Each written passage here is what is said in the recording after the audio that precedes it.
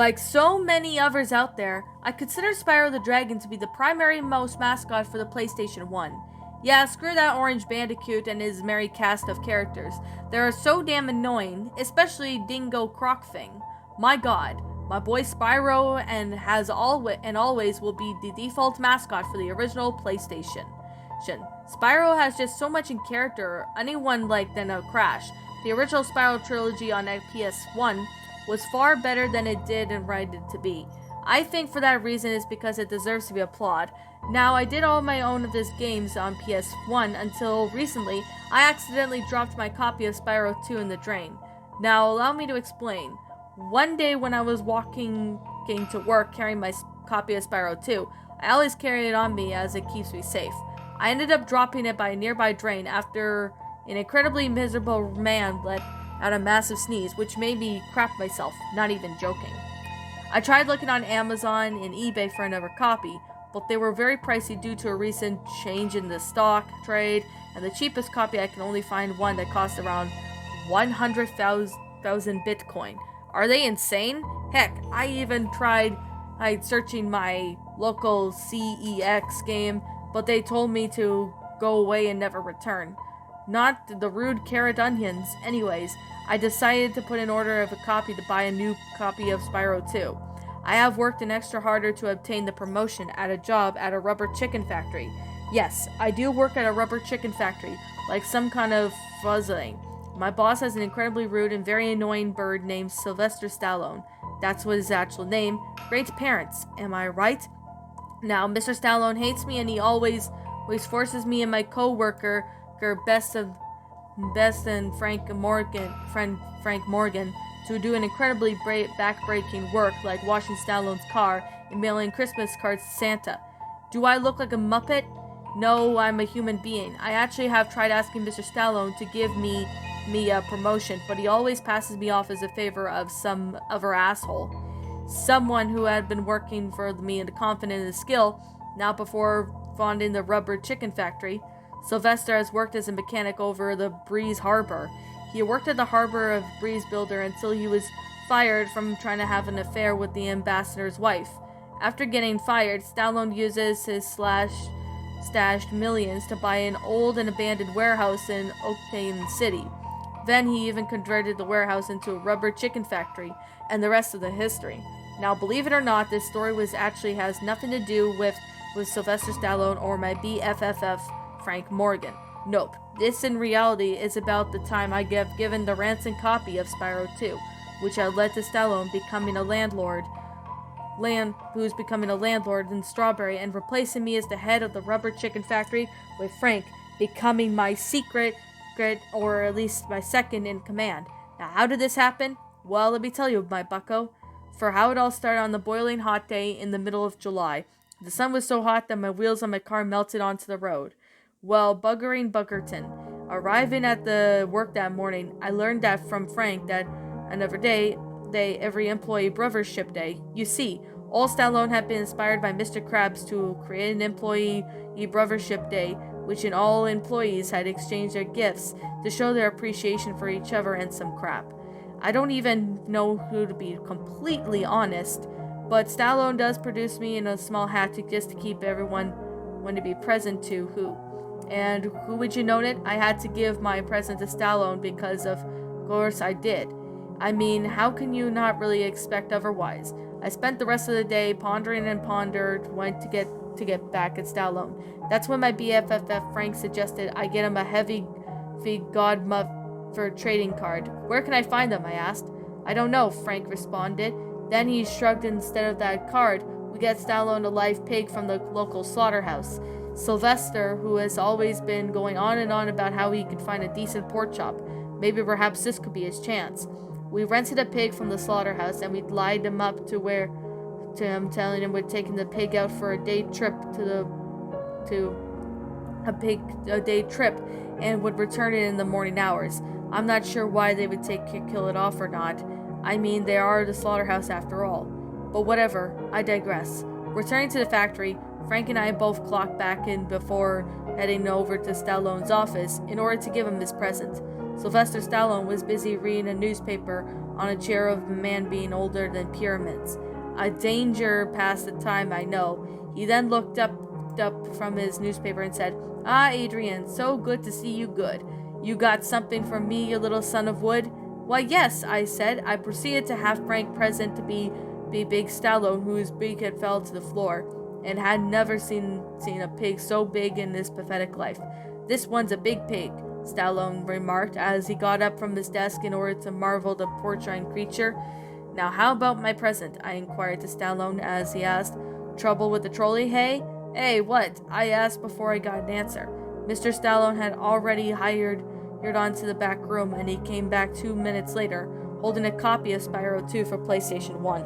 "I mean, whatever console could it be? Here you go, my pork," Stallone said, as he placed the game into the mouth of the pig, which responded by jumping out of the office window and running down the streets. "Oh, bugger," Sylvester muttered as Frank and I were forced to chase the pig down the streets until we were able to catch the pig by focusing on our toes. After catching the pig, Frank removed the game from its mouth and said, "I need a drink. Are you coming?" "Nah, I got a game to play," I said.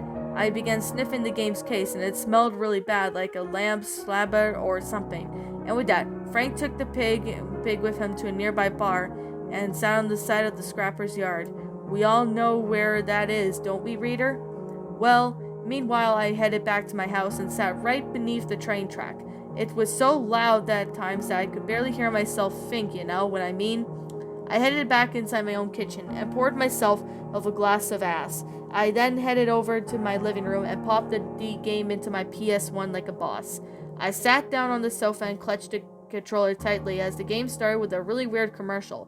It had some kind of incredibly old ladies advertising Shreddies. You know, the cereal that tastes like cardboard cutouts of the British Verity. "Let's chat with some more knitting ladies," one of the ladies yelled at the top of her lungs. But another of the ladies then pulled out an incredibly wicked smile before going back to work. It then showed up the last clip, where it featured a sea captain giving his crew some orders, and then they tell the captain to go hump a piece of toast. For shame. After those weird clips, the game finally starts off with the main menu, but it wasn't right for the dinosaur just to walk in slow motion, and the automatic logo did not appear. Spyro then came on screen, and then he was then red instead of purple, which made me gag violently into some Burger King branded tissues.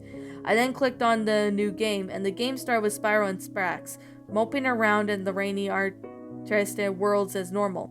That's when Spyro got the idea of going on a holiday to Dragon Shores. He and Sparks traced towards the portal to Dragon Shores. Meanwhile in Glimmer, Professor Elora and Hunter were working in the portal to try to get the dragon, who can help them scaring off the Ripto. Sadly, the professor was not his usual self. He was just instead played by Mole Andrews III. "I don't know who this is." "Well, lucky you. The portal works and Spyro shows up and asks, 'Hey, what's going on here?' "I don't know," Mole Andrews III proclaims with his dumb voice. And after that scene had simply ended, I began making my way through the Glimmer. However, things were not right. The sky was dark and cloudy, and Spyro was just once red instead of purple, which made me vomit all over the place. Also, the controls, my god, they're awful. Spyro moved inside a snail's place and kept running into enemies and resulting them getting instant death. And before I forget, I sparked for whatever reason not to be present, and no matter how much I could do to get it back. Also, the gem cutters, whenever they spoke to Spyro, the language would constantly change. It also didn't help at the end of the level. They did not give me a talisman like they were supposed to. After leaving the Glimmer, I found myself in the Autumn Plains, and that I was discovered that all the levels I have already been unlocked, even though the game I hadn't collected any of the collectibles yet, and that there was supposed to be a new game. So I decided to head to Breeze Harbor, and the opening cutscene of the level had Breeze builders lighting a torch, but he ended up setting himself on fire. You know what, something? Now I know I look at these Breeze builders and I realize that they do awful look like Sylvester Stallone. But I had no time to work on the details like right now. After the cutscene ended, I made my way over to the trolley minigame, where, oh my wickers, Sylvester Stallone was the one giving me the mission. "Could you hop on that trolley and get to them?" Sylvester Stallone asked. Spyro hopped on the trolley and he began riding down the tracks. However, when he stopped and when he reached a barricade that had been put out by a hall monitor, yes, a hall monitor. "Where is your pass?" the hall monitor asked. Spyro, despite not having any thumbs, he gave the hall monitor the middle finger and then began making his way down the tracks. "Hey Spyro, no running in the hallways!" The hall monitor laughed as he then revealed herself to be Freddy Krueger in disguise. Krueger began chasing after Spyro down the tracks until a pair eventually crashed into the Stallone Station Master's house. After this, the game then cut back to a large grinding fart sounds. Yeah, that could be her playing in the background. So after the game came back, I found myself in the autumn plains, and I decided to head back to the summer forest. In the summer forest, I made my way over to the hunter who was sitting beside the castle. He was having a lovely picnic with Kellogg's Frosties. It was accompanied than none other than Tony Tiger himself. "They're great!" Tony proclaimed happily as he was force-feeding Frosties into Spyro's mouth. "Hey Tony, how about some chips?" Hunter asked as he held up a big bag of cheesy cheese chips. "You find them in Booska City." "That's so frickin' disgusting, my little duckling." After eating that entire box of Frosties, Spyro made his way over to the money bag, who was probably just a dumb glitch, I thought to myself. But yet again, the nagging worried, "But where is my money bags?" Probably got arrested for smuggling the gems into India. That fat bear and his nonsense, I decided to do some more levels, and I decided to Colossus to be the next of the chairs and the older than the pyramids. In Colossus, one of the monks who asked Spyro who if he knew how to sing. I was given two options to respond with. One of them with yes, and the other one was heck no. I decided to bite the bullet and clicked on the first one, which had let Spyro having to sing the Welsh national anthem, while the conductor played a face which made it look like that he needed a poo. And that's when the Yeti appeared on screen. Apparently, not appreciating the fact that they were singing with his domain without an invitation. He ended up stomping being on one of the monks, causing them to become flat like a pancake. The squash monk then looked up at Spyro, who simply responded with giving him a shrug. Not even a friendly shrug, which he says, "I just stole your retirement funds." And after this, once again, I found myself back into the homeworld and decided to head to Sunny Beach. In Sunny Beach, the ocean was green like Shrek. Also, the turtle's advisors refused to speak to Spyro. Whenever they did, they forced Spyro to collect some seashells from the shore in order to save service payment.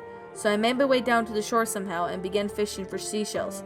That is when I saw a large pirate ship, so I appeared on the shore with Spyro. Captain of the ship used the anchor to slide down, and the captain even landed on the sandy floor. He revealed himself to be none other than Colonel Dodo. "Oh, by George, Spyro, me lad, what are you doing with my seashells?" Colonel Dodo asked as Spyro was being restrained by the two of his crew members. "Your seashells?" Spyro acted like some kind of Zira. "I own this beach, my dear sweet Wumpa. I even own every single beach in this Vice City." Colonel Dodo then turned his face to the crew and said, "Boys, take him on board." So Colonel Dodo had his crew force Spyro on their ship, and while on the ship, Spyro was forced to scrub the floor until he got a good kick right up the arse by Dodo. When they then turned around to confront Dodo, Colonel Dodo responds by pulling out a smug face, which made Spyro even more angry. Spyro ended up helping the crew on stage with an immunity test against Colonel Dodo, which resulted in the ship sinking to the bottom of the sea.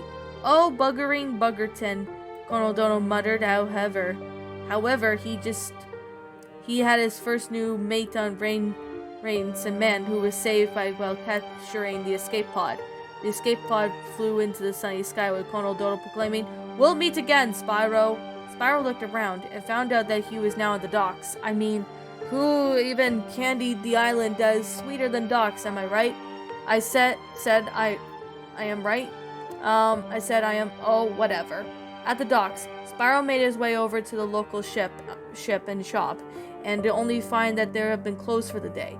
The owner pulled out from the store wearing a downright ugly pullover. He then began making his way over to the streets, and however, happy music began playing in the background, and you might think it's be happy. Well, by the scene with the portrayed by the captain from earlier. "Get off that ship, boyo, before I have spent for Davy Jones' locker." The sea captain yelled angrily as the happy man was forced to light the lamps and not the rest. Ha ha ha ha.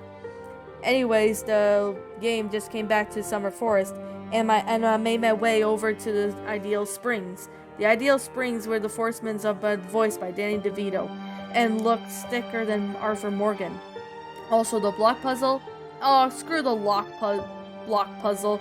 So of a 10-foot pole, it was broken beyond belief.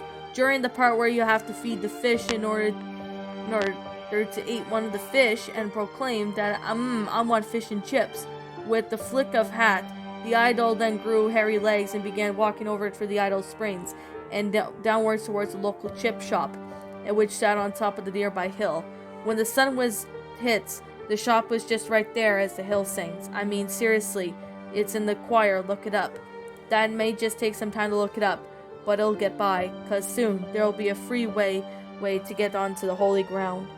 Sorry about that small tangent. I just wanted to fight one of the bosses.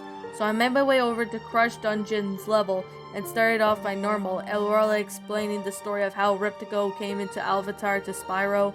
There's the last orb in place, Mole Andrews said, the first proclaimed happily as he placed the final orb onto the portal. Then he returned to face Aurora and asked, Now, how about those heart coins? Is it a working, Professor?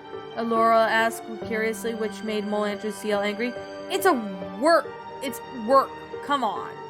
Suddenly, Mole Andrews the third shot out two large lasers from his eyes and hit Aurora, causing her to melt in the steaming hot pile of steam.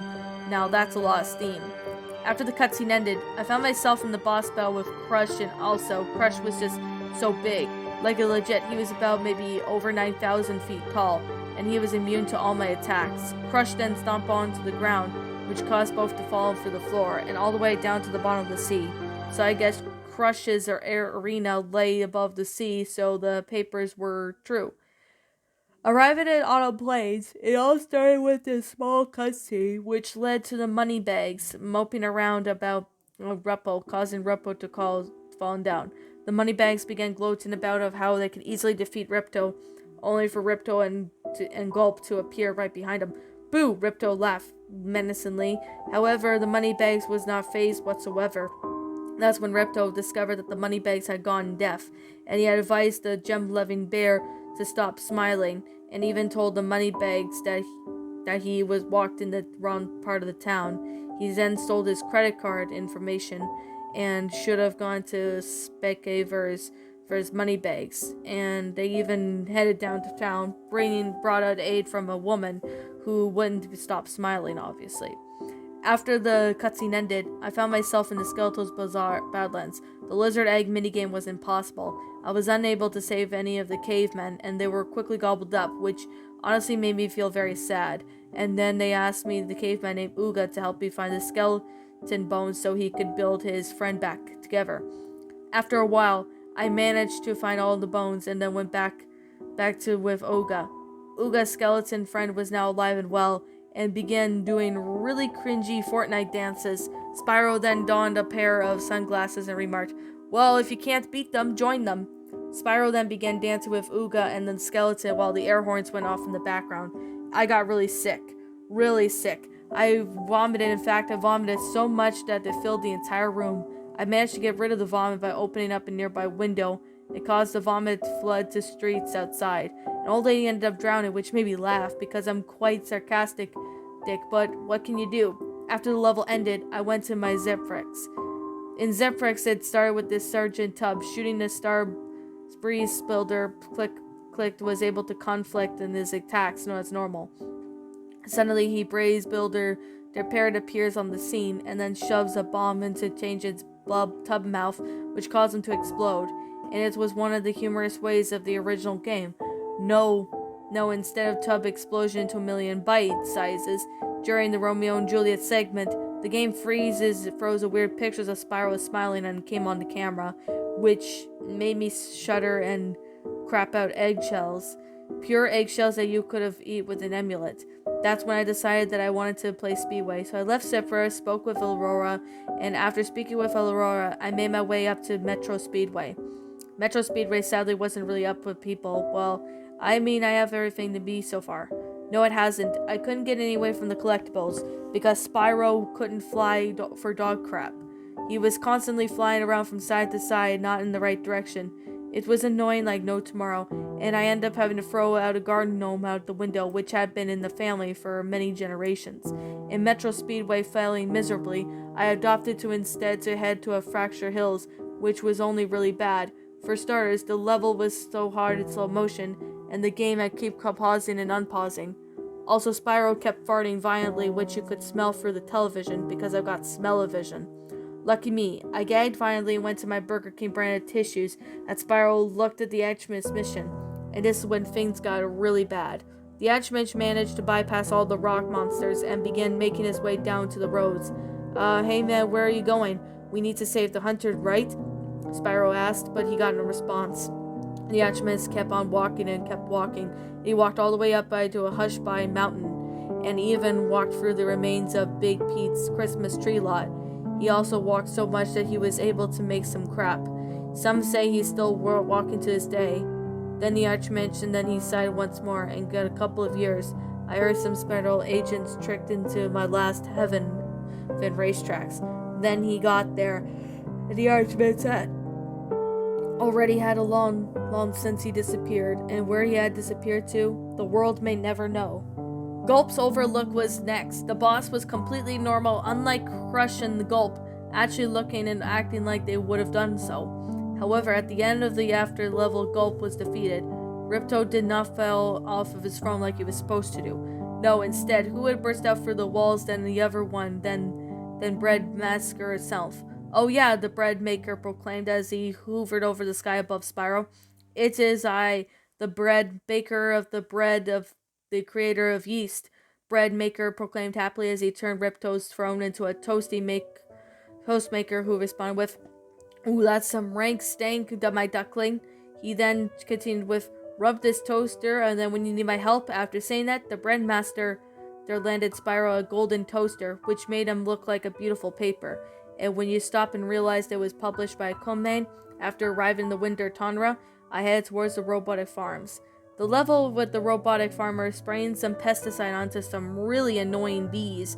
The bees all died from the pesticide, which the farmer had found it very indeed. However, upon turning around, the farmer was confronted with none other than SpongeBob. Well, at least we thought it was SpongeBob. It was a monster demon hybrid of SpongeBob, and it had huge chicken breasts, and it wore a dress and even had a circular-shaped head. "You gotta look beautiful for Mr. Krabs. You gotta look beautiful for Mr. Krabs," the demon SpongeBob hybrid proclaimed happily, as a nasty voice began strangling the farmer to death. The farmer tried his damn hardest to break out, but the demon hybrid of SpongeBob thing was too far strong, and the farmer died. Well, that was sad, I said to myself. The game had just made him more quite insane as it was. Outside Metropolis portal, the mole Andrews was just waiting to speak with me. Spyro, have you gotten any heart coins or power crystals? Maybe even rings? What? Spyro asked, confused. I don't know. Mole Andrews proclaimed as he jumped down by a nearby window to his apparent death. I can't be so sure if he died through this since he was wearing a Parker. A dangerous pastime, you know? In Metropolis, the cows managed to shoot Spyro, which caused him to turn into a cereal bar. Also, the cows appeared in 2D animation. Despite it all being very well done, made me vomit out my intestines. I managed to stuff that stuff back in, and they met with a really bad, like a rotten meat. Yeah, I'm telling you. After becoming with that cereal bar, Spyro told Mr. Pumpkin about who would be eating Spyro bar and cried, "Oh, this is terrible. I'm never coming back here." Mr. Pumpkin walked outside where he got hit by a car, even driving by a pipsqueak pioneer. I then headed back to the Autumn Plains, and then took a portal to Crystal Glacier. This level was wrong, it took it for dessert, instead of as much of the snow, which made me feel so uneasy that I exited out of the level immediately. Now I was saying some levels are like Magic and Marsh and Aquatic Towers played like normal, even though some of the speedways were just normal. Well, except for the Icy Speedway, which had Hades chasing Spyro down a chariot covered in roses. Could the roses symbolic be the one's love for the beach? Well, don't ask the dishes. They can sing and dance after this, fiancé. France. Anyways, Scorch was just able with a jumble of colors, and the cloud temples were completely inaccessible. I then decided to finally fight Ripto. After arriving at Ripto's arena, Ripto was incredibly challenged even more than the original game. Also, the music playing in the background was the original song "Forget You" by by Key Low Green, and then played on the constant loop.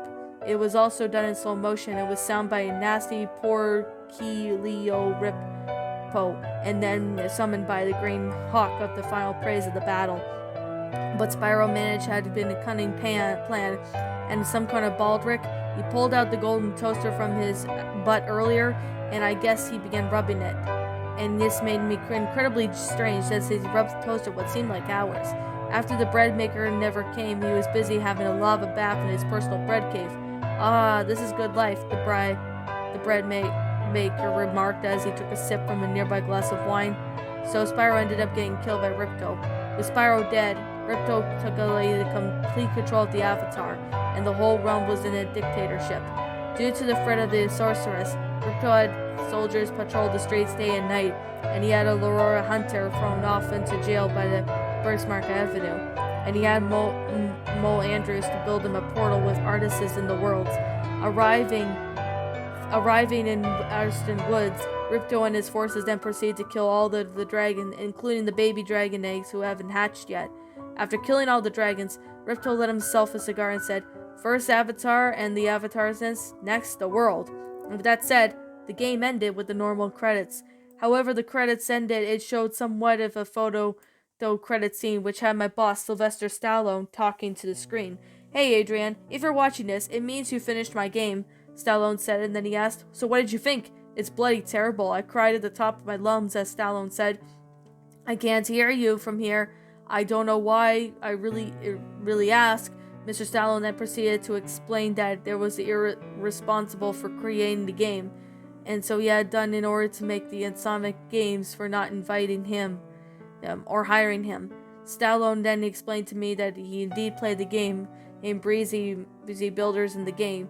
Then he offered to lend me the explanations in a cinematic where they were writing Spyro free. The president of the Insomniac, Mr. Goodwill, said, "Knack knows," and his hand staff throw water balloons at Stallone as he ran out of the building crying like a little baby.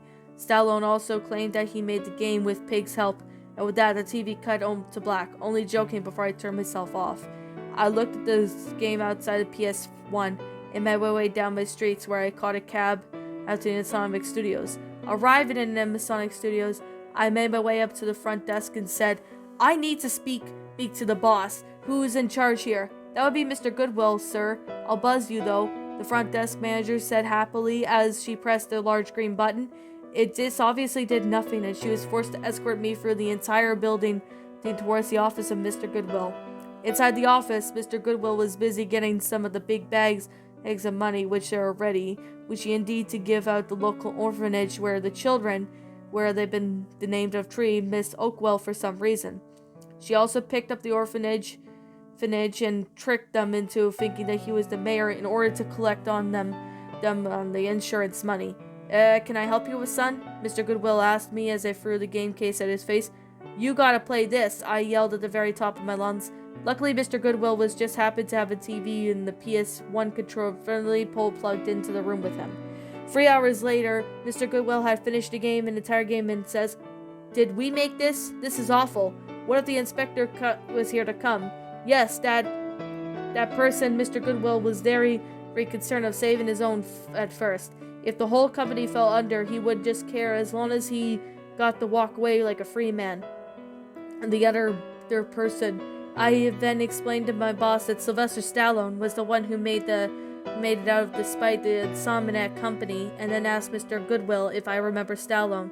"Oh yeah, I remember him all right," Mr. Goodwill said as he then continued with, "Son, you and me will have to take this to court. This could be the biggest legal battle in the world has ever seen." He then landed me with a big bag of money for some reason. Not even sure why, but I ain't gonna complain about giving him a big bag of money. A few weeks went by, we were at the Los Angeles courthouse ready to sue Sylvester Stallone for what's worth. I reckon that we get at least $200,000 million out of him. Also, we had to move to Los Angeles for this case for some reason. Not even sure why, but whatever, I'll take it. Stallone had the big pay company in him and would serve as a lawyer, oink, the pig said. And then that's when Judge Mudge summoned Stallone with a witness with this stand and asked the jury, what is the defense of this guy guilty of? The jury began with singing the classic song from the crimes that Stallone had committed against the good country, including the affair with the ambassador's wife, which was the reason why Goodwill was not hiring him to write Spyro free. It actually was because the pair used to run guns out of the Tambora until Stallone was framed from Goodwill with the cops. After hearing about the evidence, Judge Mudge then turned to face Stallone, saying, I shall put you away and can't kill and madam with us, but L.A., you're such a rich and famous. He then proceeded to drop all the charges on Stallone's payroll for the big money. 10 grand a month, I hear. So Stallone was allowed to walk away free, while Mr. Goodwill and I was incredibly generous with a statement of $900,000 million. He then used his money to run the mayor, which he actually succeeded in somewhat doing as the mayor. Actually, no, he didn't. He actually gave the money to this crazy old cousin who owns a lot of ships or something. I don't even know what, to be completely honest with you. Look at what you want from me, okay? After being set free, Stallone ordered to hit on me and said to me to my house on the ground. I was forced to leave my town with my buddy Frank Morgan with the tow. We ended up moving to Lost Heaven where Frank ended up getting a job smuggling dope for some murderers. Meanwhile, I got married and even started a fitness program which actually makes people fatter. The secret is still of applesauce, but I'll never tell. Last I heard, Stallone and Judge Mudge, who placed my home under martial law, despite the attempt to find me. Oh, that last part was just the beginning, where I had to take over the company and Stallone leaving to work, and the landlord was nothing else more than a labyrinth of red earring. Well, in reality, Stallone got a perfect job as a landlord due to the increase in the pension fund or some crap like that. Not even funny, but to be completely honest with you. Yes, sadly, this is the end of our epic late tale. I can't believe that Judge Mudge would allow Stallone to go free. The evidence is right there, even though the jury was shocked by Mudge's decision to allow Stallone to go like a free bird. Who could possibly do that? I smell a bit of bullcrap. Also, Mr. Goodwill refused to contact me afterwards, and he is currently hosting a massive banquet, and in the manner of everyone, including the Grand Duke, will be attending. Even you'll be attending. Don't believe me? Well, the invite list doesn't lie, Stoney. So if your boss ever gives you a video game at Christmas, don't play it. It's just a chance that it will insult you into leaving from home and go on the run. Just turn down your boss's present for Evans and then just move on down to Hollywood where Muriel plays a piano and there's actually a pretty little thing waiting for the king. Just make sure though that you watch out for Mr. Sylvester Stallone because he will have his eye on you at times.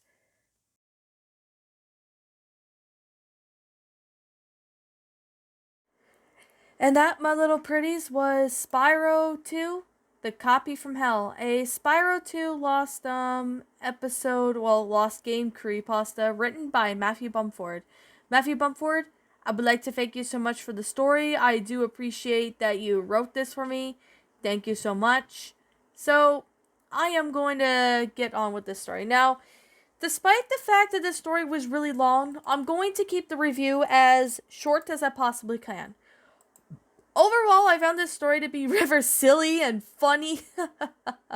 So, yeah, that was kind of one of the reasons why I had to, basically, I had to, reread the story a couple times in certain parts because I kept, bursting out laughing because of how silly it was. And I could actually picture this being the case with Spyro. And most of you guys probably have remembered Spyro from when you were kids. You probably have played this game, Spyro games, I believe, back in the classic times. So you you guys probably have seen, played Spyro when you were kids. I know, I remember I played him, a long time ago. It's been years, actually. Holy darn, it's been a couple years since I've last played it. But the game itself, well, I do have to say it was pretty fun. This whole pasta was actually very sad and not sad, but good. This whole thing was actually really good, and I actually found the concept itself to be rather nice and amazing. So, I could definitely say that the grammar is good. That's a definitely positive, I could definitely say. The sentence structure worked out nice, so that's something I'm really going to say. It's really nice. The storyline worked out great. Everything about it was just flat out amazing, especially with, the whole concept itself, being, a random person made the game and they am going scot-free afterwards. Oh my goodness. I definitely have to say that. This one was actually a really cute concept. That's a very good positive that I do have to say. Now, I haven't played Spyro in a long time, actually. I haven't played Spyro in years, actually. It's been so long since I've played Spyro, so I might consider, replaying the Spyro game, the original one, if I get the opportunity. I'm not sure when I'll get to it, but I may consider it in the future. Can't really guarantee when, but I am going to say right now that this story was absolutely amazing, well done, and a lot of time and effort into the story. So that's a very good positive that I have to say about why I actually found this to be rather amazing. Now, I definitely have to say, I had to call this story a really good funny pasta. Now, for anyone who's going to make a gaming pasta to make it funny, you guys are free to take a look at this one and basically look at it and consider reading this one if you can. It's a good story. I'm definitely going to say that right now. It's a good story. It's a good concept too. I'm definitely being honest. The whole concept of it was just absolutely amazing and well done. I definitely have to say this story was actually really good. So I definitely have to say, Matthew Bumford, you did really well with this story. Even though this one was a long one, don't get me wrong, it's still a pretty good story. Now, if you guys remember playing Spyro, please comment down below, because I would like to hear what you guys' thoughts are on the story. I'm sure most of us remember playing Spyro a long time ago when we were kids. I remember playing this when we were kids, so that's a very good possibility that I can definitely say. So, with that being said, my little pretties, since this is a long story, I'm trying to keep the review as short as I possibly can. Just to be like I'm gonna say right now, this is simply my own personal opinion, and if you disagree with me, that's fine too. We're all entitled to our own opinions regards to these creepypastas, or funny pastas in this case, and this is simply my own personal thoughts. My final rating of this story would have to be 10 out of 10. Great funny pasta.